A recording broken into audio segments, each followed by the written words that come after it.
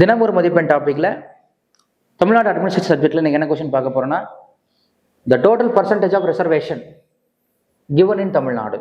தமிழ்நாட்டில் இருக்கக்கூடிய மொத்த இடஒதுக்கீடு எவ்வளோ அப்படின்னு கொஸ்டின் கேட்டிருக்கிறாங்க. ஸோ சரியான பதில் வந்து பார்த்தீங்கன்னா ஆப்ஷன் ஏ. ஸோ 69 69ங்கிறது சரியான பதில்.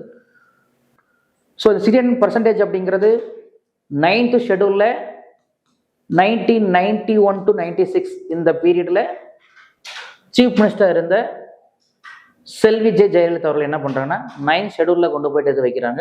வைக்கிறதுக்கான ரீசன் என்ன அப்படின்னு சொன்னா இந்திர சகானி ஜட்ஜ்மெண்ட் 1992 1992ல இந்திர சகானி அப்படிங்கிற ஒரு வழக்கு.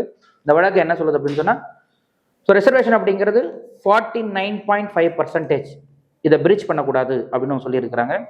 ஸோ அதனால 16% அப்படிங்கிறத 76th 76வது அமெண்ட்மெண்ட் படி ஆர்டிகல் 31B அண்ட் 31C இந்த ரெண்டு ஆர்டிகளை பயன்படுத்தி 9th ஷெடியூல்ல தமிழ்நாடு 69% ரிசர்வேஷனை சேஃபாக வச்சிருக்கிறாங்க.